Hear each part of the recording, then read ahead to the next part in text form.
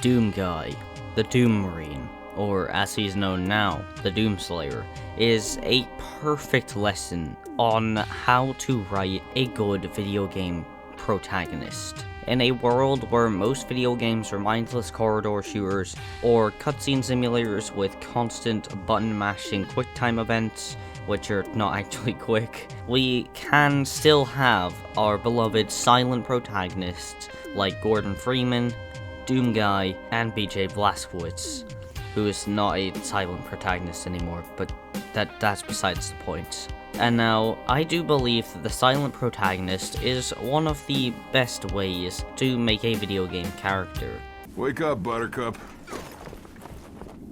Relax, rookie. He don't mean nothing. Besides, now's one of those times. Pays to be the strong, silent type. And sure, we can have characters who do talk during gameplay, and that's completely fine. There's characters like Alex in Half-Life Alyx, or Duke Nukem in the Duke Nukem games, but I cannot deny that silent protagonists need to make their return, and Doom is really hammering it home that silent protagonists are not gone, and they're not dead forever. When Doom 2016 came out, it was a breath of fresh air for many fans of the first-person shooter genre. It was a game that put its gameplay over story, and had a silent protagonist who did not speak once during the entire campaign, and didn't let anyone tell him what to do. We're only temporarily disabling the tower. You need to remove each lens individually. Carefully release the hinges. Where in most games, you will be given your objective and you will do it, in Doom 2016, he is given an objective, he goes there, and he doesn't follow the instructions word for word, like most video game protagonists do. And even the Master Chief I would count as taking a good lesson in this rule. Sure, Halo has cutscenes where the Master Chief talks, but at the same time, during gameplay, at least in the original Halo games, Master Chief did not talk during gameplay at all. A rule that Halo 4 and 5 sadly broke. And you know, in Halo 5 you barely played as the Master Chief, which is kind of sad for it being a Halo game. Even Halo Reach, one of my favorite video games ever made, has a completely silent protagonist who talks very rarely during the entire campaign. And that game is regarded as having one of the best stories in any of the Halo games, including Halo 2. And that's a massive feat for a video game that doesn't have a protagonist that talks. And this is exactly why Doom Guy is such a good character. He doesn't need to be a deep, emotional character like we see in so many video games today.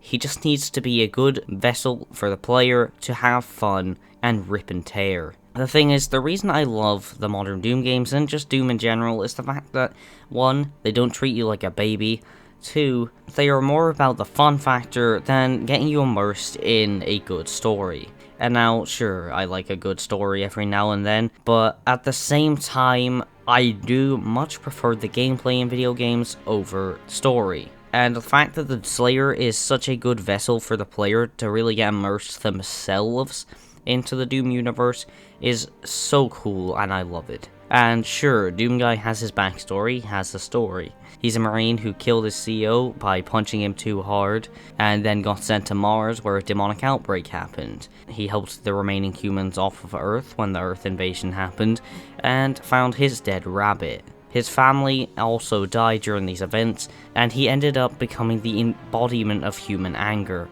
and a symbol of pure fear to the demons of hell. But that's stuff you learn in the codex entries, not stuff that you learn and is force-fed to you through gameplay. And now, he has spoke in certain parts of the game, but those are rare moments, and are really used as fan service if anything.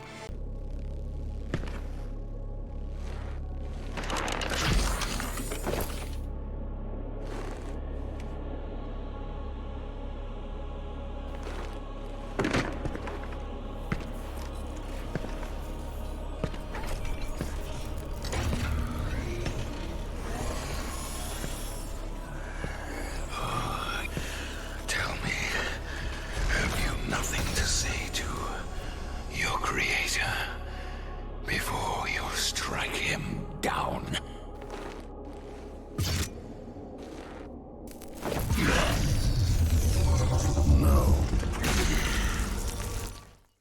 Basically, what my point is here is that the Slayer is the perfect protagonist because he doesn't talk, and because he lets the player themselves get immersed into the world and not have to be immersed through a different character.